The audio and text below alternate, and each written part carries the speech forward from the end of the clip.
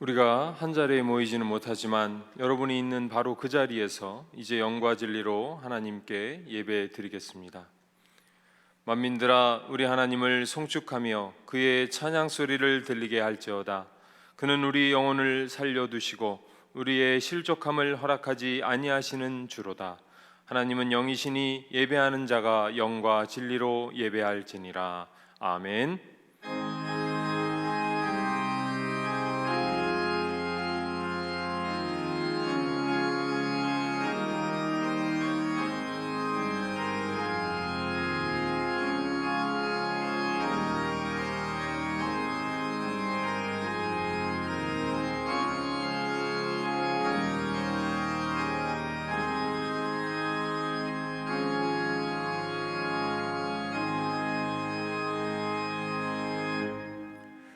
거룩하신 아버지 하나님, 이 시간 주님의 백성들이 주 앞에 나와 마음과 정성을 다하여 예배드리게 하시니 감사합니다. 이 시간 우리의 마음을 온전하게 세워주시고 무한하신 은총을 내려주셔서 이 예배를 통하여 하늘의 신령한 은혜를 경험할 수 있도록 인도하여 주시옵소서. 예수님의 이름으로 기원하옵나이다. 아멘. 이어서 지극히 높으시고 거룩하신 하나님 앞에 겸손히 참회의 기도를 드리시겠습니다. 사랑과 은혜가 풍성하신 하나님 아버지, 죄악 중에 묻혀 살던 저희들이 주님 앞에 나와 회개하오니 용서하여 주시옵소서.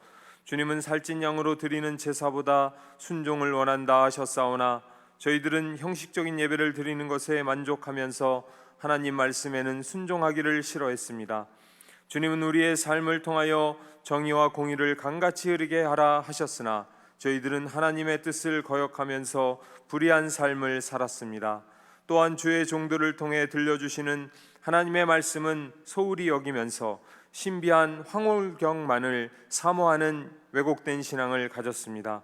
자비하신 주님, 우리의 미신적이고 일그러진 신앙을 회개하오니 용서하여 주시옵소서. 예수님의 이름으로 참회의 기도를 드립니다. 아멘. 지금은 주님과 나만이 아는 죄를 고백하면서 묵묵히 참회의 기도를 계속합니다.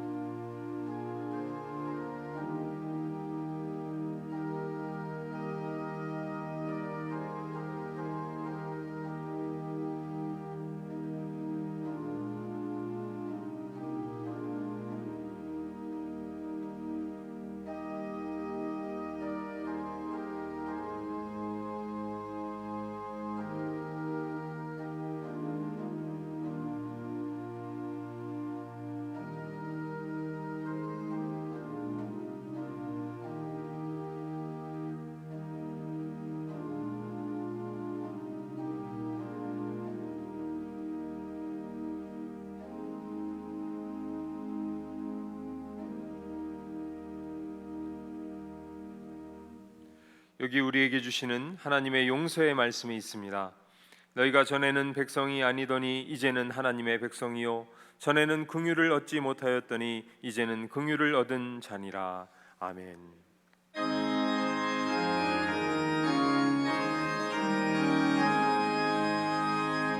만복의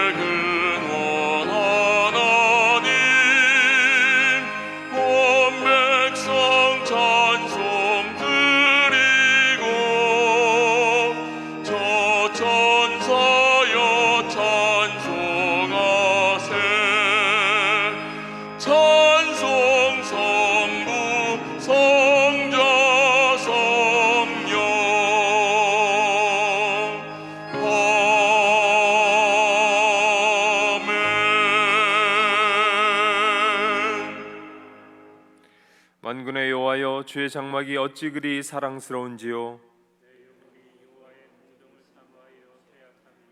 내 마음과 육체가 살아계시는 하나님께 부르짖나이다. 주의 제단에서 참새도 제집을 얻고 제비도 새끼들 보금자리를 얻었나이다.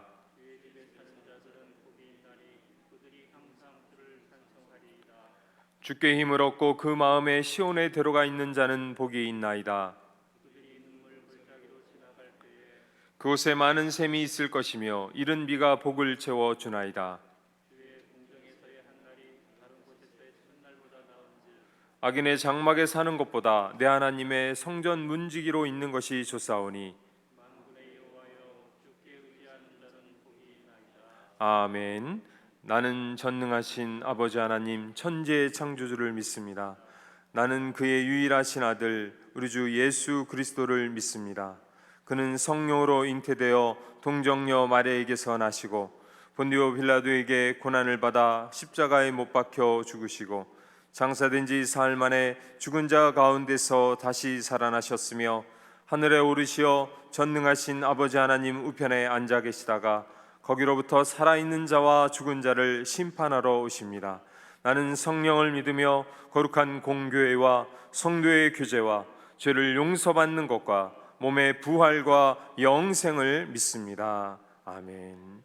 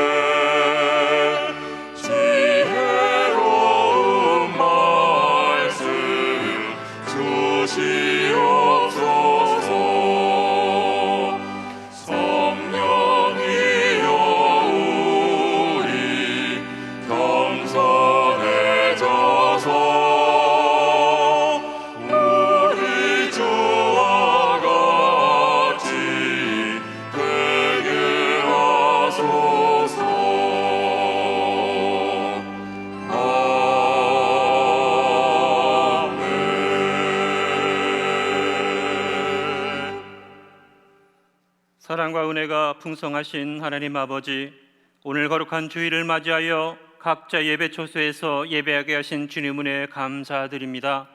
온 마음과 정성을 드리는 예배를 통해 하나님 홀로 영광 받아 주시옵소서. 예수 그리스도 십자가 구속의 은총으로 지옥에 갈 수밖에 없었던 영혼들을 구원하여 주신 주님 은혜에 무한 감사와 영광을 올려드립니다. 주신 은혜에 감사하며 평생 종의 마음으로 순종하며 살아도 그 은혜 갚기에 부족함에도 여전히 옛사람의 썩어져갈 구습을 버리지 못해 죄를 짓고 거룩한 삶을 살지 못했음을 이 시간 회개하오니 성령 하나님 긍휼을 베푸시고 저희의 죄를 용서하여 주시옵소서. 주님, 온 세계가 코로나19로 인해 죽음의 공포에 떨고 경제적 어려움에 처해 있습니다. 이 모든 것이 인간의 탐욕과 죄악에서 비롯된 것임을 알고 주님 앞에 무릎 꿇고 은혜를 구하게 하시고 속히 치료제와 백신이 개발되고 일상이 회복되어 이 땅에 하나님의 나라가 임하게 하시고 날마다의 삶이 주님으로 인하여 감사와 기쁨이 넘쳐나게 하여 주시옵소서. 주님, 북한 공산당이 복음으로 인해 회개하게 하시고 동병의 예루살렘이라 일컬었던 평양과 북녘 땅에 교회가 재건되게 하시며 남북한이 한나라로 평화토를 이루어 하나님을 경외하며 마지막 때 하나님의 나라 확장을 위해 귀하게 쓰임받게 하여 주시옵소서.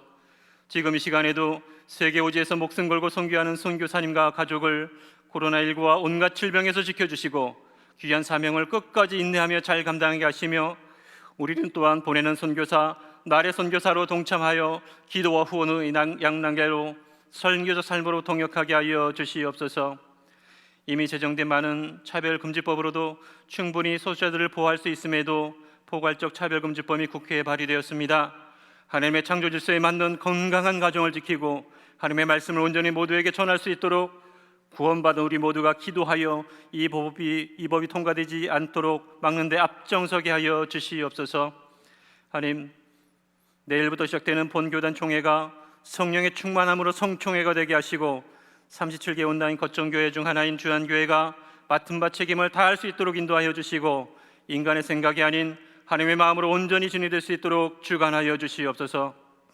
주한대학원대학교와 주한복지대를 세우신 하나님, 주님의 뜻에 합당하게 이 두 기관이 사용되게 하시고 선교육 사명을 감당하고 하나님의 복음을 전파하며 주님의 사랑으로 이웃을 섬기게 하여 주시옵소서. 주님, 어려운 여건에도 교육과 청년국 예배 영상을 위해 교육자와 봉사자들이 기도하며 사역을 준비하고 있습니다. 교육국 학생들이 세상을 변화시킬 위대한 영적 지도자와 믿음의 일꾼으로 되게 하여 주시고 주 안의 청년들이 영구원에 대한 비전과 환상을 보게 하여 주시옵소서. 코로나19로 인해 예전처럼 모이고 교제하고 전도하기는 어렵지만 영상으로 드리는 새벽 예배와 금요 성령 집회와 119 주간 합심 기도에 온전히 참여하게 하시고 153 말씀 운동으로 말씀과 동행하며 나누며 전도하게 하시고 이 어려운 난국을 극복해 나갈 길은 오직 말씀과 기도뿐인 줄 믿사오니 우리 모두가 말씀과 기도의 자리에 적극적으로 동참하게 하여 주시옵소서. 나게멜 올로 목사님 노년의 삶을 축복하사 하나님 보시기에 선한 종이 되게 하여 주시옵소서. 주승중위 목사님 눈물의 선지자 예레미야와 같이 민족을 위해 교회를 위해 눈물로 기도하는 종으로 세워주심 감사합니다. 늘 영육간에 강건함 허락하시고 코로나 이후의 시대에 교회가 무엇을 해야 될지 길을 열어가는 선도하는 교회 모범이 되는 주한교회가 되기에 부족함이 없도록 날마다 하나님의 지혜와 풍성한 영적 능력과 탁월한 리더십을 더하여 주시옵소서. 오늘도 변함없이 삶의 터전에서 선교 삶으로 세상을 섬기며 치유하는 주안의 모든 성도들을 차고 넘치게 축복하시고 온 마음과 정성으로 준비한 샬롬 찬양대 찬양을 기뻐 받아주시고 주승주 목사님을 통해 주시는 하나님의 말씀을 듣겠사오니 말씀대로 순종하며 결단하는 은혜의 시간이 되게 하여 주시옵소서. 이 모든 말씀 우리를 죄에서 구원하여 주신 예수님 이름으로 기도하옵나이다. 아멘.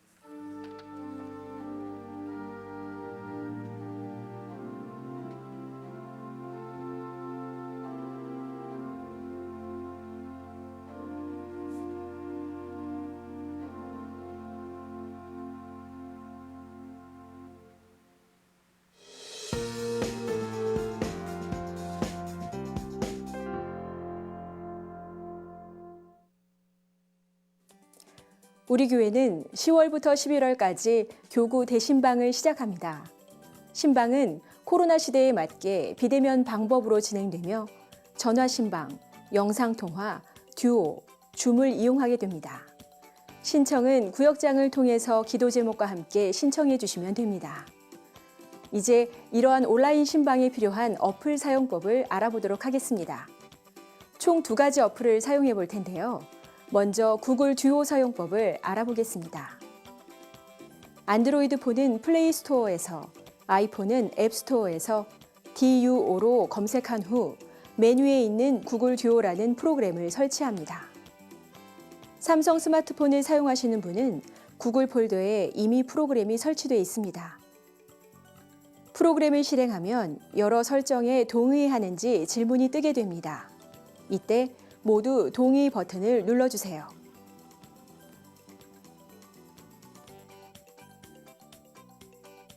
이후 전화번호 인증 화면에서 본인의 전화번호를 확인하시고 동의 버튼을 눌러주세요.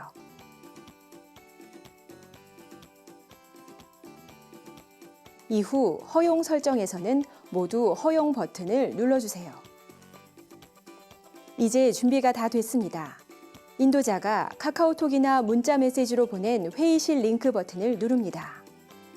연결이 됐으면 바로 온라인 신방이 시작됩니다. 다음으로는 줌 사용법을 알아보도록 하겠습니다.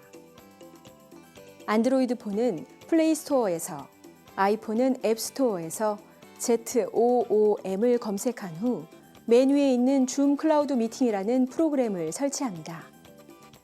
그리고 인도자가 카카오톡이나 문자 메시지로 보낸 회의실 링크 버튼을 누릅니다.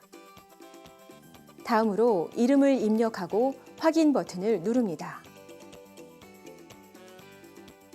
그리고 설정을 위한 창이 뜨면 모두 확인과 허용을 누릅니다. 이후 비디오를 사용하여 참가 버튼을 눌러서 회의실로 들어갑니다.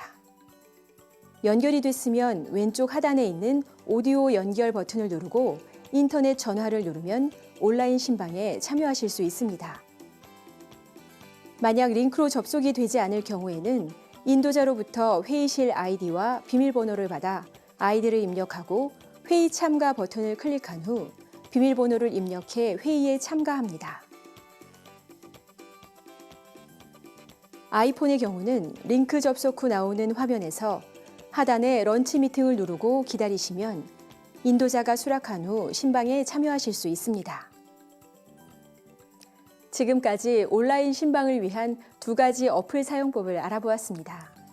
비록 우리가 몸은 멀리 있지만 온라인 신방으로 마음은 더 가까이 하며 하나님의 은혜를 나누는 주안교회 성도들이 되시길 바랍니다. 오늘은 오순절후 16번째 주일입니다. 금일 주일 예배는 교회 홈페이지와 유튜브를 통한 온라인 영상 예배로 드립니다. 각 가정에서 가족들과 함께 경건한 마음과 자세로 주일 예배를 드려주십시오. 헌금은 온라인 헌금 계좌로 드리시기 바랍니다. 주일 저녁 예배는 119 합심기도와 가정 예배 순서지로 수요 예배는 온라인 영상 예배로 드립니다. 9월 25일 금요 성령 집회는 오후 8시 30분부터 실시간 온라인 중계로 진행됩니다. 성도들께서는 각 가정에서 교회 홈페이지와 유튜브를 통해 금요 성령 집회에 참여해 주시고 함께 기도해 주시기 바랍니다. 코로나19로 인해 어려움을 겪고 있는 주안교회 성도들의 사업장을 돕고 하나님의 사랑을 나누는 2차 공감 소비 운동에 동참해 주십시오. 공감 소비 운동 참여 영업장을 교회 홈페이지와 교구 카톡을 통해서 확인해 주시고 10월 10일까지 공감 소비 운동 참여 영업장에서 선한 소비를 해 주시기 바랍니다.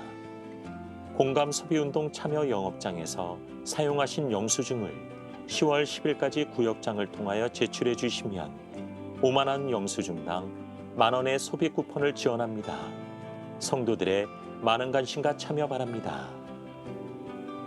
제105회 대한예수교 장로회 통합총회가 9월 21일 전국 36개 교회에서 온라인 총회로 열립니다. 성도들의 많은 기도 부탁드립니다. 지금까지 교회 소식이었습니다. 이외의 교회 소식은 주보를 참조하시기 바랍니다. 오늘 우리에게 주시는 하나님의 말씀은 사도행전 6장 1절로 7절의 말씀입니다. 제가 가진 성경으로 신약성경 196쪽입니다. 이제 하나님의 말씀을 봉독하겠습니다. 이 말씀을 봉독할 때에 살아계신 하나님의 음성을 다 함께 들으실 수 있기를 바랍니다. 하나님의 말씀입니다. 그때의 제자가 더 많아졌는데 헬라파 유대인들이 자기의 과부들이 매일의 구제에 빠짐으로 히브리파 사람을 원망하니 12사도가 모든 제자를 불러 이르되 우리가 하나님의 말씀을 제쳐놓고 접대를 일삼는 것이 마땅하지 아니하니 형제들아 너희 가운데서 성령과 지혜가 충만하여 칭찬받는 사람 7을 택하라. 우리가 이 일을 그들에게 맡기고 우리는 오로지 기도하는 일과 말씀 사역에 힘쓰리라 하니 온 무리가 이 말을 기뻐하여 믿음과 성령이 충만한 사람 스데반과 또 빌립과 브로고로와 니가노르와 디몬과 바메나와 유대교에 입교했던 안디옥 사람 니골라를 택하여 사도들 앞에 세우니 사도들이 기도하여 그들에게 안수하니라. 하나님의 말씀이 점점 왕성하여 예루살렘에 있는 제자의 수가 더 심히 많아지고 허다한 제사장의 무리도 이 도에 복종하니라. 아멘.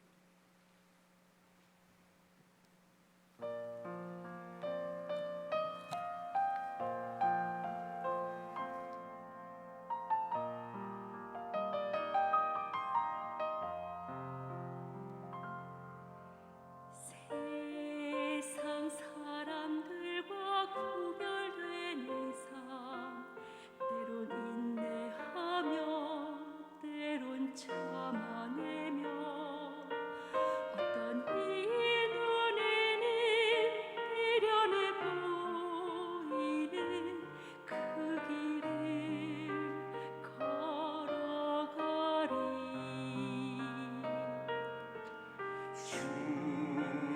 자녀로 살아가는 우리 때론 옳은 길로 걸어가지 못하지만 지치고 넘어져도 다시 일어설 수 있네. 주님 내 손을 잡고 계시네.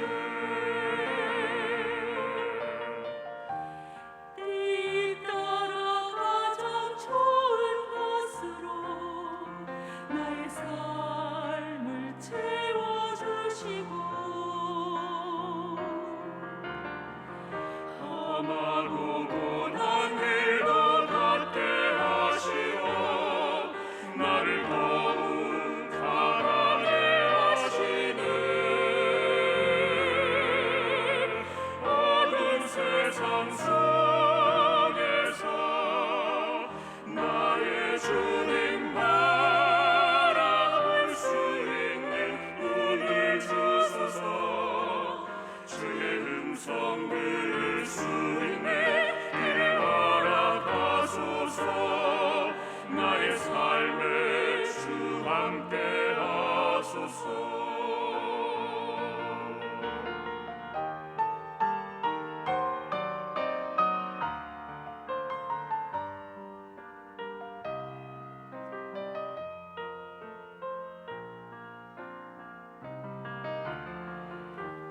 때에 따라 가장 선한 것으로 나의 마음을 채워주시고 눈물과 역경의 길 걷게 하시어 귀한 축복을 알게 하시네. 오 나의 주여 험한 세상 속에서 오직 주를 바라볼 수 있는 이름 주소서. 주의 음성 들을 수 있네. 이를 허락하소서. 주님 내 삶에 함께 하소서. 주님 내 마음에 함께 하소서. 나의 삶에 주님 함께 하소서.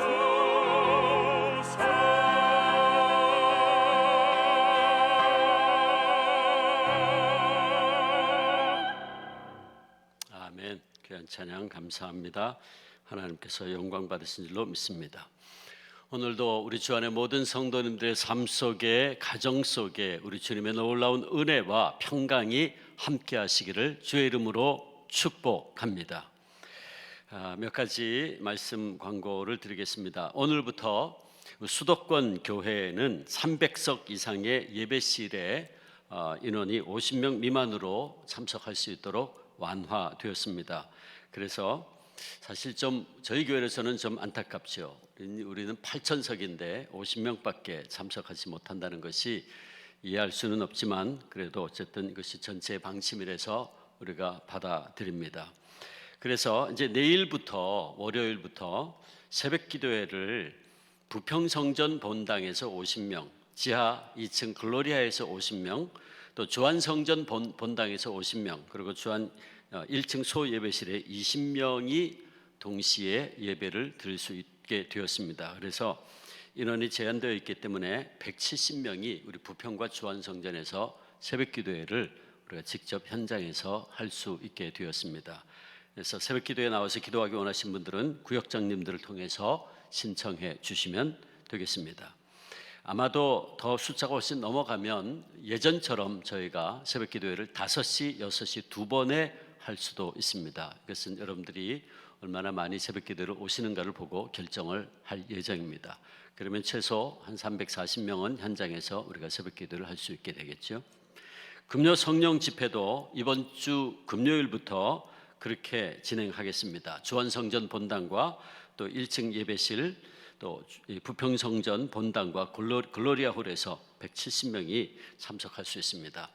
많은 분들이 영상으로 지금 이 금요 성령 집회를 참석하고는 있지만 집에서 하니까 소리 높여 기도하기도 그렇고 찬송하기도 그렇고 여러 가지로 좀 아쉽다 하는 말씀들이 있어서 이번에 금요일부터 그렇게 진행하고자 합니다. 역시 구역장님들 통해서 신청할 수 있기를 바랍니다.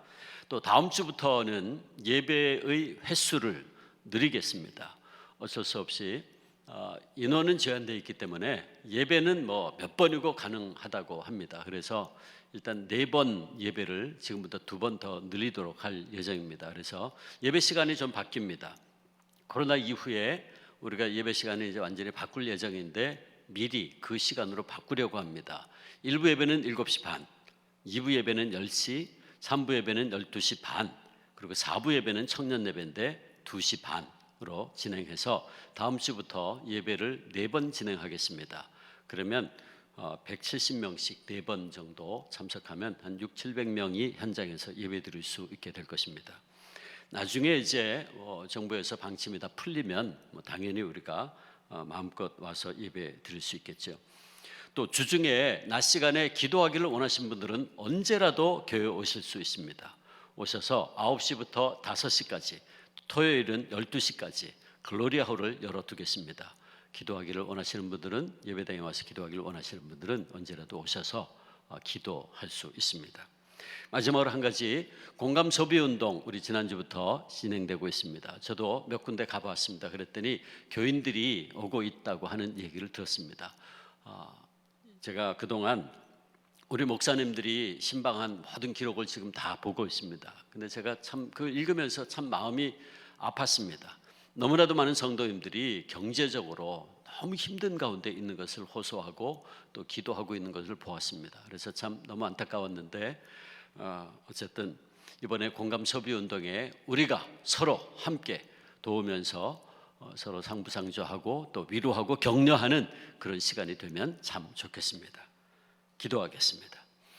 아버지 하나님 감사합니다. 귀한 날 복된 날 또 저희들에게 허락하셔서 비록 예배당에 함께 모여 예배하지는 못하지만 그러나 우리가 각 가정에서 있는 처소에서 간절한 심령으로 아버지 하나님 바라배웠고 예배하오니 주님 우리의 예배를 받으시고 우리가 있는 그 처소마다 성령님 임재하심으로 말미암아 그 자리가 그 가정이 지성소되게 역사하여 주시옵소서. 그래서 이 예배를 통하여서 우리가 아버지의 음성을 듣고 아버지의 얼굴을 배우는 복된 시간 되게 인도하여 주시옵소서. 이제 말씀 듣사오니 성령 하나님 우리 한 사람 한 사람에게 말씀하여 주시옵소서. 예수님의 이름으로 기도합니다. 아멘. 여러분은 우리의 신앙생활을 가능케 하고 또 계속해서 유지하게 하는 가장 중요한 요소가 무엇이라고 생각하십니까? 즉 우리 신앙생활의 본질이 어디에 있다고 생각하십니까? 아랍 지역에서 전해 내려오는 한 이야기가 있습니다. 이 이야기는 인생의 진리를 알고 싶어 했던 한 황제의 이야기입니다. 이 황제가 이 세상에서 가장 지혜롭다고 알려진 학자를 불러서 지식의 본질을 담은 작품을 저술하도록 명령을 합니다. 그는 12년 후에 황제에게 지식을 총정리한 책 몇 권을 바쳤습니다. 그러자 황제가 학자에게 말합니다. 너무 깁니다. 지식의 본질을 한 권에 담도록 하세요. 학자는 다시 심사숙고해서 5년 뒤에 모든 진리를 한 권의 책으로 요약해서 황제를 찾았습니다. 이번에도 황제는 그래도 너무 깁니다. 나는 나라에서 일어나는 모든 문제들을 해결하느라 무척 바쁜 사람입니다. 그러니 본질적이라고 생각되는 것들만 몇 쪽에 적어서 오시오. 학자는 다시 고민하면서 2년이 지나 모든 세상 지식의 핵심이라고 말할 수 있는 내용을 몇 줄에 담아서 황제에게 바쳤습니다. 그날 특히 바빴던 황제는 학자에게 마지막으로 요구합니다. 이것도 너무 깁니다. 당신에게 한 가지 제안을 하겠습니다. 더 이상 쓰지 마세요. 당신이 알고 있는 지식의 본질을 한 단어에 담아 그 단어를 나한테 말해 주시오. 그러면 내가 당신에게 크게 사례를 하겠어. 학자는 황량한 고원에 칩과 한 채 그 단어 하나를 찾기 위해서 몰두했습니다. 마침내 그는 모든 지식을 함축하고 있는 단어를 발견했고 이제는 늙어버린 황제를 찾아가 아련을 합니다. 단어를 찾았어? 예, 폐하. 가까이 와서 그 단어를 조용히 말해 주시오. 어서. 학자는 황제에게 다가가 몸을 숙이고 그 단어를 말했습니다. 단어를 들은 황제는 약간 실망하는 표정을 짓더니 이렇게 말합니다. 하지만 그건 벌써 알고 있는 것 아니요? 여러분은 그 학자가 황제에게 준 단어가 무엇이라고 생각하십니까? 아쉽게도 이 이야기에는 학자가 말한 그 단어가 무엇인지에 대해서는 알려져 있지 않습니다.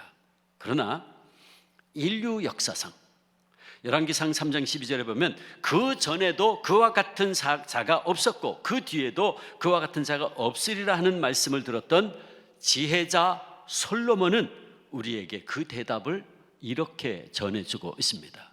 잠언 1장 7절의 말씀이죠.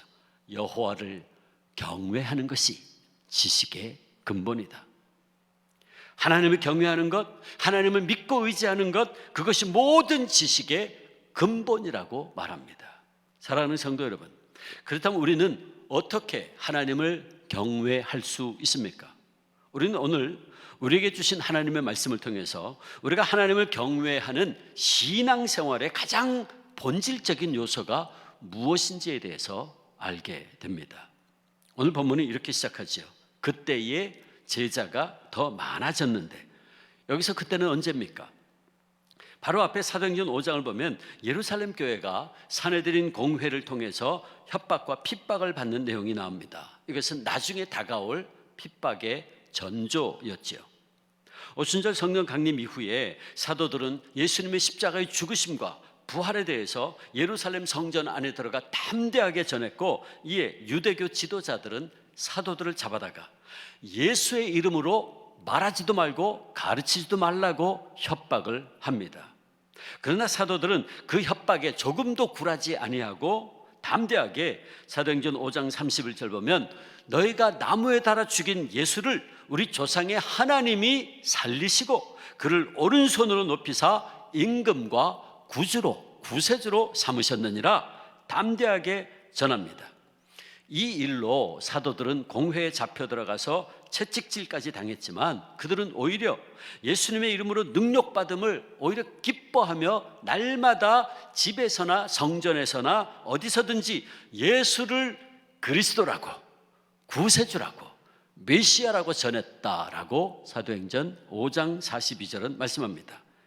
그러자 예루살렘 교회는 더욱 크게 성장하게 되었고 제자들의 수가 많아졌다. 믿는 자의 수가 많아졌습니다.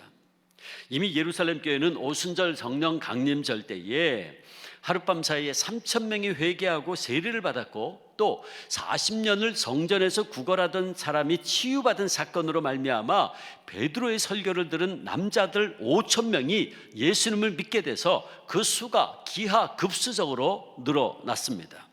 그런데 이제 오늘 본문 1절 말씀에 의하면 제자, 즉 믿는 이들이 그보다 더 많아졌다는 것입니다. 그리고 이렇게 교회가 단기간 내에 엄청나게 성장을 하자 한 가지 문제가 생겼는데 그것은 바로 과부의 구제와 관련해서 갈등과 원망이 생긴 겁니다. 그러니까 이때가 언젠가 교회가 폭발적으로 성장한 바로 그때. 오늘 본문 말씀은 그 사건을 이렇게 설명합니다. 헬라파 유대인들이 자기의 과부들이 매일의 구제에 빠짐으로 히브리파 사람을 원망하니, 여기 보면 헬라파 유대인과 히브리파 사람이라는 표현이 등장합니다. 예루살렘 교회 안에 있던 두 그룹 사이에 문제가 생긴 겁니다. 역사적으로 보면 이스라엘의 남북 왕국이 아수르와 바벨론에 의해서 멸망당한 후에 많은 유대인들이 아수르와 바벨론의 포로로 끌려갔습니다. 또 전쟁을 피해서 이스라엘을 떠나 전 세계의 유대인들이 흩어지게 되었죠. 그들이 바로 디아스포라 유대인들입니다. 디아스포라, 흩어진다. 디아스포라 유대인은 흩어진 유대인을 말하죠. 이들은 전 세계에 흩어져 살면서 그 당시 국제 통용어였던 오늘날 영어에 해당하는 헬라 말을 사용했고, 비록 조국을 떠나서 이방 지역에 살고 있었지만 유월절이나 오순절 같은 큰 명절에는 반드시 예루살렘 성전을 찾아오는 사람들이었습니다. 이 사람들이 바로 헬라파 유대인들입니다. 소위 말하면 해외파인 거죠. 반면에 이스라엘의 멸망에도 불구하고 이스라엘을 결코 떠나지 않았던 유대인들이 있었는데, 그들은 자신들의 모국어인 히브리 말, 더 정확하게 말하면 아람어를 모국어로 사용하던 사람들이 있었습니다. 이들을 가리켜서 히브리파 유대인들, 말하자면 국내파인 거죠. 그렇게 부르는데, 자, 그런데 앞서 말한 이 헬라파 유대인들이 오순절 명절을 지키러 예루살렘에 올라왔을 때 성령 강림 사건이 일어났고, 그 사람들 가운데 많은 사람들이 제자들을 통해서 예수 그리스도의 복음을 전해 듣고 주님을 믿게 되었습니다. 그리고 예루살렘에 눌러 살게 되었고, 그들이 바로 예루살렘 교회의 성도들이 되었습니다. 그래서 예루살렘 교회는 헬라어를 모국어로 사용하는 헬라파 유대인들과 히브리어를 모국어로 사용하는 히브리파 유대인들이 함께 신앙생활을 하게 된 것입니다. 물론 예루살렘 교회는 히브리파 유대인들이 다수를 차지하고 있었죠.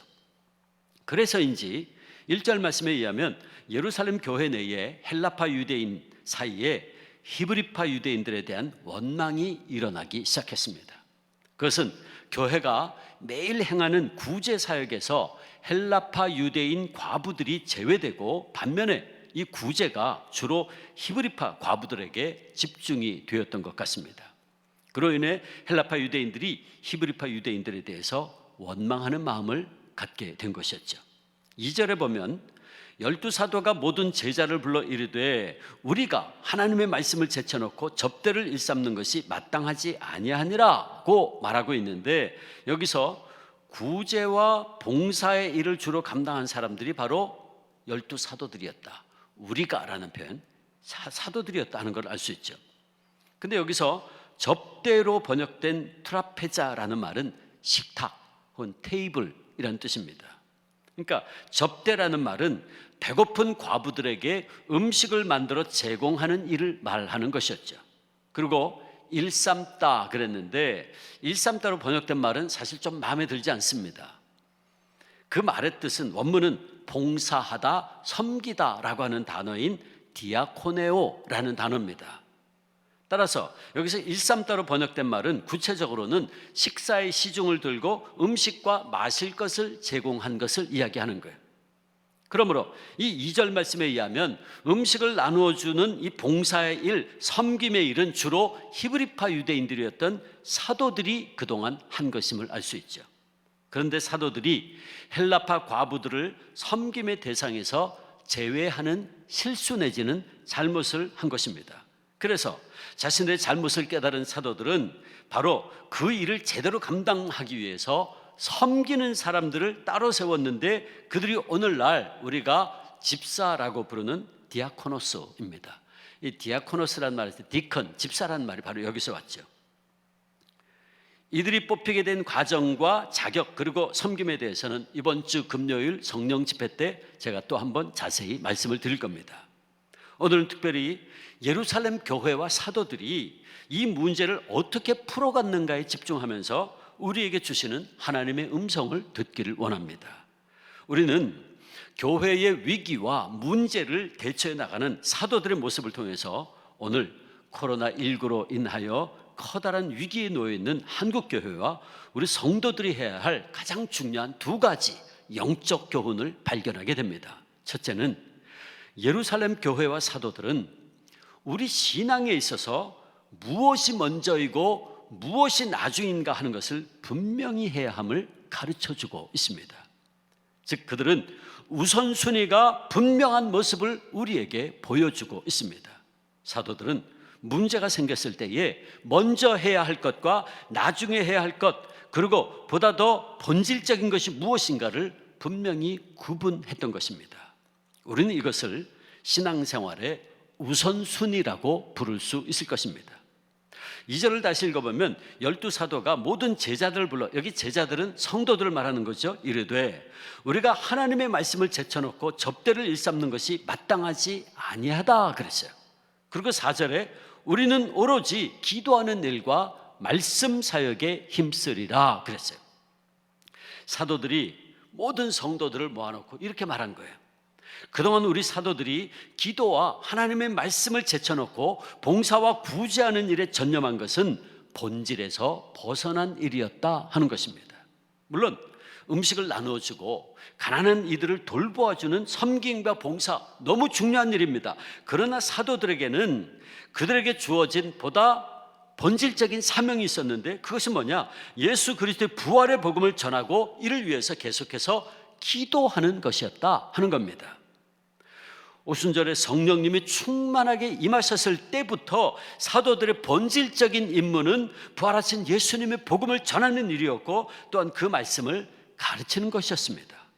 그러나 교회가 폭발적으로 성장하면서 사람들도 많아지고 여러 가지 일들이 생기게 되었어요. 그렇지 않겠습니까?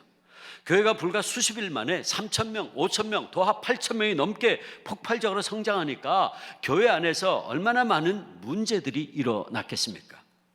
그 중에서도 가난하고 힘없는 자들을 돌보는 일이 큰 문제로 등장했습니다. 그래서 사도들은 사람들을 구제하고 돌보는 일에 더 바빠지기 시작한 겁니다. 자연히 말씀을 읽고 기도하는 시간이 줄어들 수밖에 없었죠. 일은 계속해서 산더미같이 불어났고 설상가상으로 이런 분배의 문제로 인한 원망까지 생기게 되었습니다. 바로 이때 사도들은 자기들이 지금 무언가 잘못하고 있구나 하는 걸 깨달은 거예요. 우리가 하나님의 말씀을 제쳐놓고 접대를 일삼는 것이 마땅치 않다. 지금 우리가 설교하고 가르치는 일에 집중해야 하는데 그 본질적인 일보다 다른 일들에 너무나 많은 시간과 힘을 쏟고 있다는 것이었죠. 결국 그들은 우선순위가 잘못되었다는 것을 깨달았습니다. 그들은 비본질적인 문제와 본질적인 문제가 뒤바뀐 것을 깨닫게 된 거예요. 가난한 사람들을 돌보고 섬기는 것 참 중요하지만 그것으로 인해서 하나님의 말씀을 제쳐놓은 것은 본질을 잃어버린 것이다 하는 것을 깨닫게 된 것이었어요. 그래서 다시 본연의 임무로 돌아갈 것을 선언합니다. 우리는 오직 기도하는 일과 말씀 사역에 힘쓰리라고. 사랑하는 성도 여러분, 오늘 우리 그리스도인들에게도 신앙생활에 우선순위가 분명해야 합니다. 우리가 여러 가지 많은 일들을 하느라고 신앙의 우선순위를 놓치면 우리 신앙생활은 엉망이 될 수 있습니다. 그래서 주님께서는 우리 신앙생활의 우선순위에 대해서 분명히 말씀하셨어요. 마태복음 6장 33절, 너희는 먼저 그의 나라와 그의 의를 구하라. 그리하면 이 모든 것을 너희에게 더하시리라. 분명히 말씀하셨어요. 그런데 사실 오늘 우리는 얼마나 많은 순간에 이 우선순위의 문제 때문에 주님께 불평과 원망을 늘어놓고 있는지 몰라요. 분명히 주님께서는 오늘도 우리에게 너희는 먼저 그의 나라와 그의 의를 구하라. 그러면 모든 것 너희에게 더하시리라 말씀하십니다. 여기서 이 모든 게 뭘까요? 이 모든 것, 그 앞에 31절 보면 그러므로 염려하여 이르기를 무엇을 먹을까, 무엇을 마실까, 무엇을 입을까 하지 말라. 이 말씀이 먼저 나와요. 그 다음에 33절에서 그런즉 너희는 먼저 그의 나라와 그의 의를 구하라. 그리하면 이 모든 것을 너희에게 더하신다. 그러므로 여기서 이 모든 건 뭘까요? 바로 앞에서 이야기한 거, 먹을 것, 마실 것, 입을 것을 이야기하는 거죠. 즉 우리가 하나님의 나라와 의를 먼저 구하면 하나님께서 이 모든 것, 먹고 마시고 입는 사는 모든 것을 채워주신다는 거예요. 그런데 우리는 이 우선순위를 항상 뒤집는 경우가 참 많습니다. 우리는 주님, 먹고 입고 사는 것부터 해결해 주세요. 그러면 제가 주님 위해서 일하겠습니다. 그렇게 말합니다. 주님께서는 네가 먼저 나를 위해서 섬기고 봉사해라. 그러면 내가 너에게 필요한 건강을 주마 말씀하십니다. 그런데 우리는 말합니다. 아닙니다 주님, 제게 먼저 필요한 건강을 주세요. 그러면 제가 주님 위해 봉사하겠습니다. 주님께서는 말씀합니다. 네가 가진 재물을 나를 위해서 사용해라. 그러면 네가 필요한 모든 것을 내가 너에게 주마. 그런데 우리는 말합니다. 아닙니다 주님, 제게 먼저 많은 재물을 주세요. 그러면 제가 주님께 드리겠습니다. 우리는 때때로 우선순위를 바꾸는 경우가 참 많아요. 여러분, 우리가 이 시간 기억해야 할 것은 우리 신앙인들에게 있어서 나의 뜻과 내 계획이 먼저가 아니라 주님의 뜻, 주님의 섭리, 주님의 계획이 먼저여야 한다는 거예요. 그리고 우리가 진정한 의미에서 성공적인 삶을 살려면 따라서 그의 나라와 그의 의를 먼저 구해야 하는 것이죠. 그리하면 나머지는 하나님께서 다 해결해 주시겠다 말씀하셨어요. 여러분, 이것이 성경적 원리입니다. 이것이 바로 하나님의 말씀을 따라 사는 참 성도의 모습이어야 되고, 이것이 바로 오늘 우리가 본질적인 문제는 제쳐놓고 먹고 사는 비본질적인 문제에 빠졌다가 돌이킨 사도들의 모습에서 배워야 할 영적인 교훈인 것입니다. 그러므로 사랑하는 주 안의 성도 여러분, 무슨 일이든지 어려운 문제나 위기가 생기면 제일 먼저 본질로 돌아가야 합니다.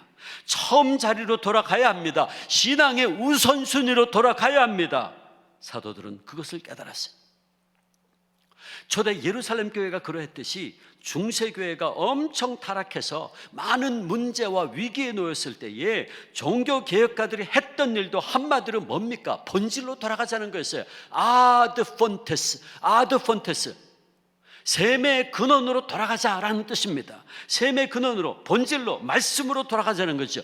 그래서 교회가 회복될 수 있었습니다. 오늘 한국교회는 코로나라는 예기치 않은 복병을 만나 정말 큰 위기에 놓이게 되었습니다. 많은 성도들이 코로나로 말미암아 교회를 제대로 나오지 못하는 기간이 길어지고 예배를 드리지 못하게 되자 그 신앙을 잃어버리기 시작했고 영적으로 침체되어 가고 있습니다. 그런가 하면 몇몇 교회의 비신앙적이고 비이성적인 대처로 말미암아 교회가 마치 코로나 확산의 주범으로 인식되어서 지금 대사회적으로도 많은 비난을 받고 있고 국민들에게서도 그 신뢰도가 땅에 떨어지고 말았습니다. 얼마 전에 불교, 개신교, 천주교에 대한 국민의 신뢰도를 조사했는데 개신교가 꼴찌예요. 국민들의 63.3%가 개신교회를 못 믿겠다. 안타깝죠. 여러분, 이럴 때 우리가 뭘 해야 될까요? 프로그램이 필요한 것이 아닙니다. 우리에게 정말 필요한 것은 한국교회가 이제 그 본질을 되찾는 것밖에 없습니다. 변명한다가 될 일이 아닙니다. 우리는 그동안 잘 해왔다고 주장한다고 될 일도 아닙니다. 이제는 잠잠히 교회의 본질을 되찾고 그 일에 집중해야 됩니다. 그렇다면 오늘 한국교회가 본질을 되찾기 위해서 해야 할 가장 중요한 것이 무엇입니까? 오늘 우리는 본문에서 사도들을 통해서 교회와 성도들이 가장 먼저 회복해야 할 것을 깨닫는데 그게 뭐냐? 그게 말씀과 기도입니다. 말씀과 기도입니다.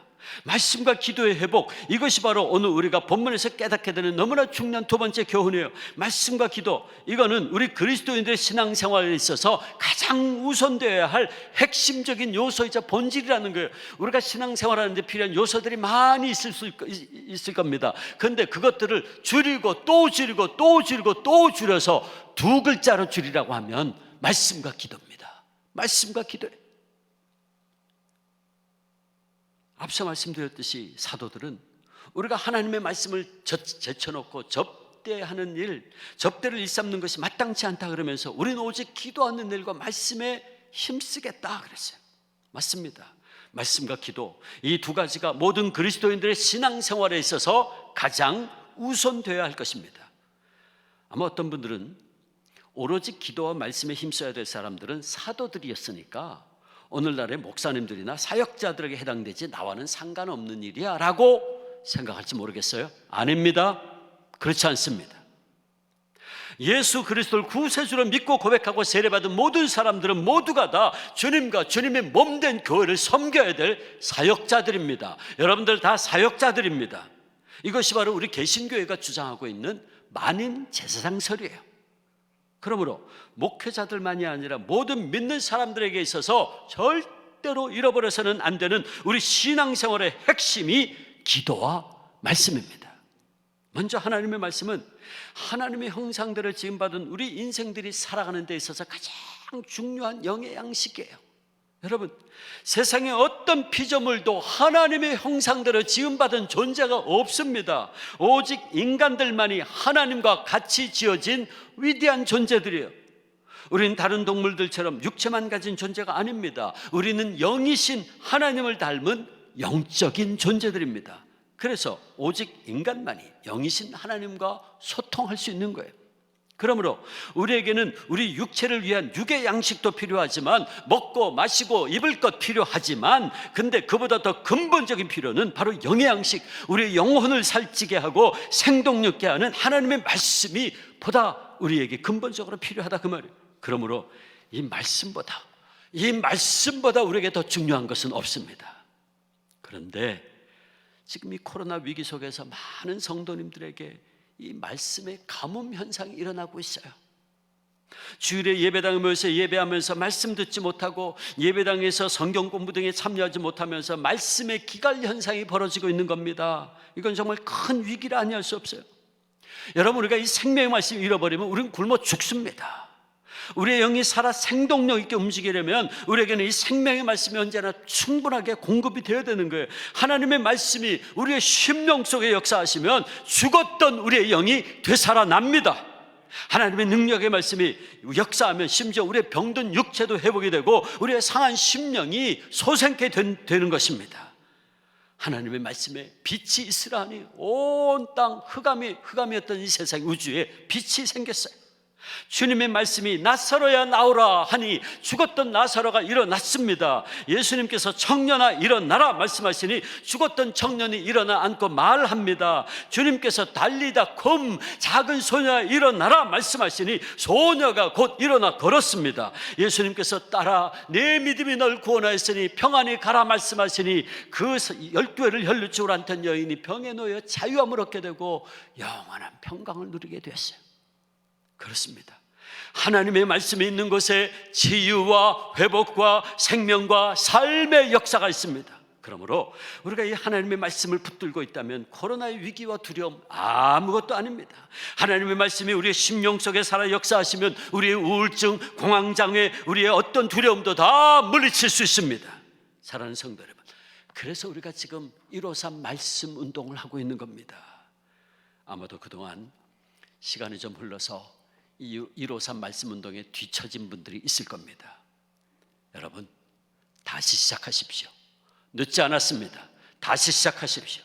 다시 말씀 붙잡으십시오. 그리하면 살았고 운동력 있는 이 말씀, 좌우의 날선 어떤 검보다도 예리해서 우리의 예리한 이 생명의 말씀이 우리의 영혼에 다시 한번 도전과 변화와 생명력을 공급해 주실 줄 믿습니다. 그 다음 우리가 기도를 회복해야 돼요. 우리가 지금 코로나로 인해서 새벽 기도에도 그동안 예배당에서 모이지 못하고 있지만, 그러나 영상으로 우리가 새벽 기도를 계속 인도해 왔어요. 그러므로 여러분, 영상 새벽 기도회라도 열심히 참석하세요. 내일부터 우리 예배당에서도 드리는 이 새벽 기도에 참석하셔야 됩니다. 왜 그럴까요? 기도는 우리 영혼의 호흡이기 때문에 그래요. 영혼의 호흡이에요. 사람이 살려면 반드시 숨을 쉬어야 되죠. 사람이 정상적으로 숨을 쉬지 않고는 생존할 수 없어요. 의학적으로 사람은 대개 1분에서 길어야 1분 30초 정도는 숨을 멈출 수 있다고 합니다. 조금 더 훈련되면 해녀들처럼 3분에서 4분 정도까지 숨을 참을 수 있다 그래요. 그러나 대부분의 보통 사람들은 1분 이상 숨을 멈추기 어렵고 그 이상 숨을 못 쉬면 생명이 위험해집니다. 그런데 여러분, 우리 영혼도 마찬가지예요. 우리 영혼이 기도하지 않으면 죽습니다. 죽어요. 18세기 청교도였던 존 길은 이렇게 말합니다. 기도는 거듭난 영혼의 호흡이다. 기도는 거듭난 영혼의 호흡이다. 아기는 세상에 태어나자마자 운다. 여러분, 아기가 태어났는데 울지 않으면 큰일입니다. 그게 왜 그래요? 숨쉬지 않는다는 얘기거든요. 그 큰 문제죠. 우리 영혼도 마찬가지예요. 영혼도 거듭나자마자 숨을 쉬어야 되는데 그게 기도라는 거예요. 그래서 영혼은 거듭나자마자 기도한다. 존 길이 그래서 이야기한 거예요. 맞습니다. 기도가 우리의 영혼의 호흡이에요. 그래서 헨리 나우엔도 기도는 우리 안에서 하나님께서 호흡하시는 것이고 이를 통해 우리는 하나님의 내적인 생명으로 친교를 나누는 일원이 된다 그랬어요. 우리가 기도하는 것은 영혼을 살리는 하나님의 사랑과 능력과 그분의 생명을 들이마시는 겁니다. 우리가 산소호흡을 들이마시듯이 하나님의 생기를 들이마시는 거예요. 그래서 기도는 우리의 영이 하나님의 생기를 공급받는 것입니다. 다시 말합니다. 기도는 우리의 영이 하나님의 생기를 공급받는 거예요. 따라서 우리가 기도하지 않는 것은 숨을 들이쉬지 않는 영적 자살 행위와도 같다. 그러므로 기도는 말씀과 함께 우리가 신앙생활을 하는 데 있어서 너무나도 중요한 요소인 겁니다. 그래서 우리 교회는 코로나 사태가 벌어지자마자 2월 말부터 119 합심 기도를 계속하고 있는 거예요. 그런데 또 제가 보기에 이 코로나 사태가 8개월이 지나다 보니까 많은 분들이 영적으로 지쳐서 기도하기를 쉬는 사무엘의 표현에 의하면 죄를 범하고 있는 것 같습니다. 그래서 이번에 제가 우리 성도님들의 기도 생활을 어떻게 하면 도울 수 있을까 고민하다가 한 가지 좋은 자료를 발견했어요. 그래서 지금 우리 교회가 거의 다 준비했습니다. 이번 주 중으로 이제 운영하려고 하는데 온라인 기도실을 열 겁니다. 이 온라인 기도실은 우리 교회 홈페이지에 들어오시든지 아니면 여러분들이 이 핸드폰으로 다운받으면 누구나 쉽게 참여할 수 있습니다. 여러분들이 매일 적어도 한 주일에 혹은 3번 내지 4번 정도 언제 어디서든지 교회 홈페이지에 들어오시든지 아니면 있는 자리에서 핸드폰으로 온라인 기도실에 들어오셔서 그냥 순서대로 따라만 하면 30분 동안 여러분들이 말씀 묵상하고 기도할 수 있도록 만들어 놓았습니다. 아주 쉽습니다. 그냥 여러분들은 터치만 하면 돼요. 다음 순서 타치하고 그러면서 말씀 묵상하고 기도 제목 드는 거 기도하고 그렇게 하면 돼요. 볼까요?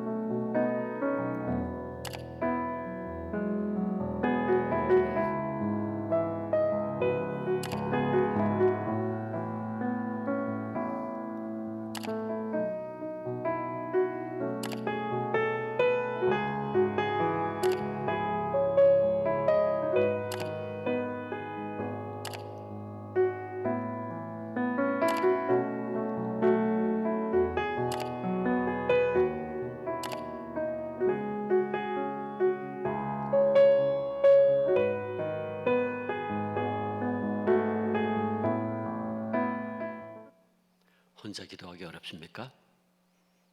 저대로만 하세요.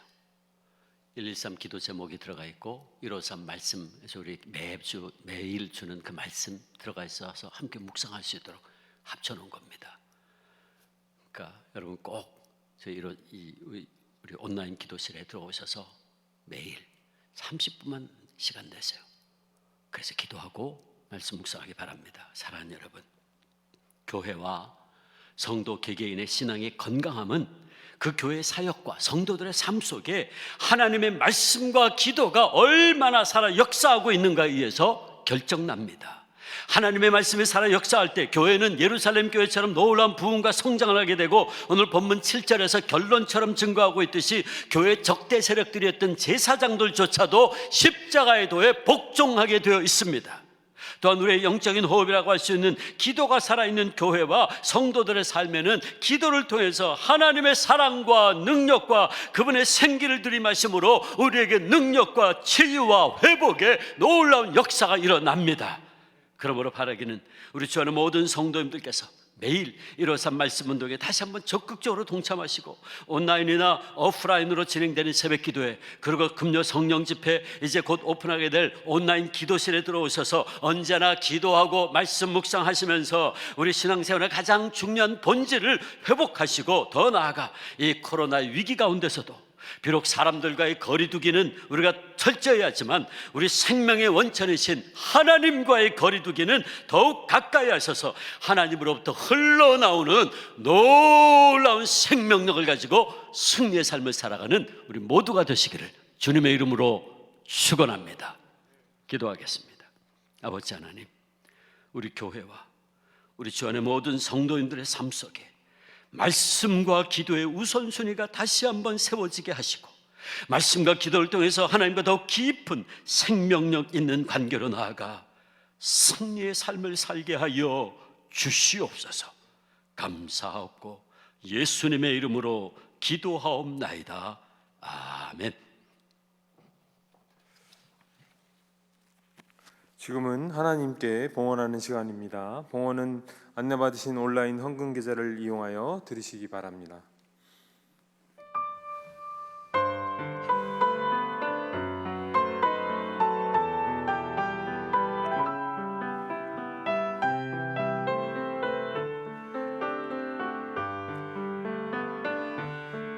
내 마음에 노래가 있으니 세상이 나를 요동하여도 내 마음으로 내 주를 노래하리라. 내 주를 노래하리라. 내 영혼에 찬양이 있으니 사단이 나를 시험하여도 내 영으로 내 주를 찬양하리라. 내 주를 찬양하리라. 내 중심에 기도가 있으니 사망이 나를 결박하여도 내 중심으로 내 주께 기도하리라.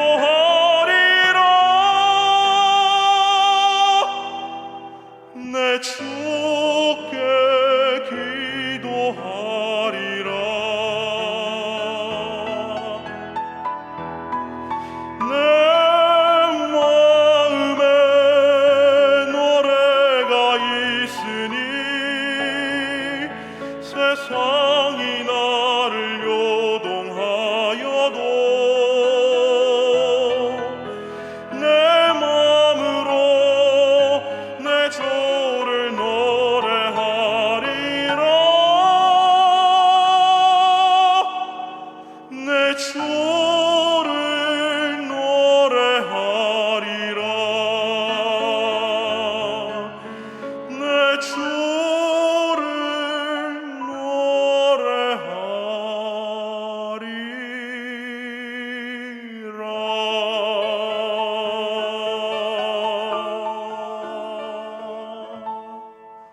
노래하리라. 아멘. 아버지 감사합니다. 우리의 심령에 주님을 노래할 수 있는 귀한 심령, 복된 심령을 허락하시니 감사합니다. 그것은 곧 우리 영혼의 호흡인 기도인데 주님 감사합니다. 우리가 늘 주님 앞에 나아가 우리의 모든 것 앓을 수 있는 놀라운 은혜 주신 것 감사합니다. 그리고 우리의 영이 생명력 있게 살아날 수 있도록 말씀 주심도 감사합니다. 아버지, 그 사랑 그 은혜 감사하는 마음으로 이 시간 하나님의 백성들 온 마음과 정성과 뜻을 다하여 이 귀한 예물 올려드립니다. 모든 것이 아버지의 것임을 고백하며 10의 1조를 드립니다. 감사의 예물을, 구제의 예물을, 선교의 예물을, 주일 예물을 드리오니 주님, 이 모든 예물 기뻐 받으시고 이 예물을 통하여 하나님의 나라가 확장되게 역사하여 주시옵소서.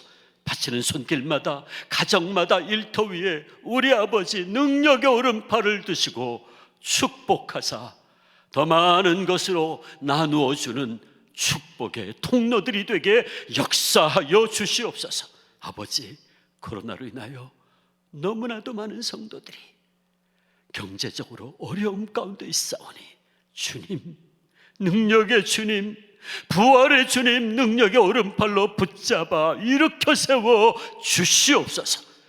그래서 하나님 살아 역사하심을 맛보게 하시고 할렐루야 찬양하게 하여 주시옵소서. 육신이 연약한 분들이 많습니다.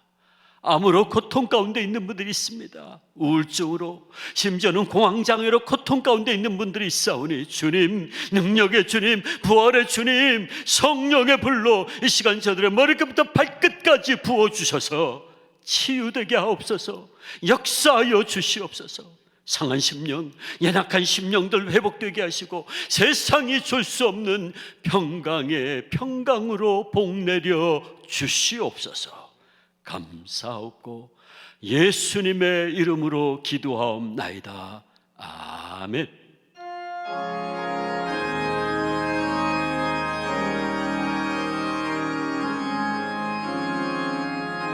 살아계신 주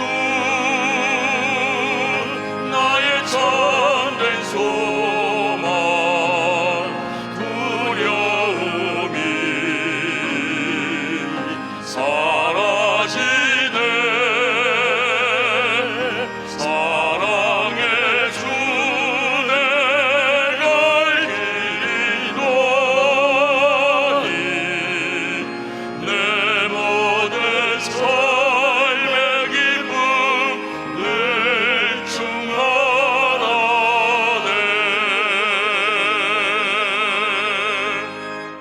이제는 우리 구주 예수 그리스도의 은혜와 아버지 하나님의 놀라우신 사랑과 성령님의 역사하시고 교통하시며 충만하신 임재가 말씀과 기도로 다시 한번 우리의 심령 솟음케 되어 하나님의 능력을 힘입어 승리의 삶을 살기를 따지마는 주 안의 모든 성도님들, 저들의 삶 속에, 가정 속에, 학교 위에, 일터 위에, 우리의 자녀들과 한국 교회와 선교사님들과 이 민족 위에 이제로부터 영원토록 함께 계시옵기를 간절히 축원하옵나이다. 아멘.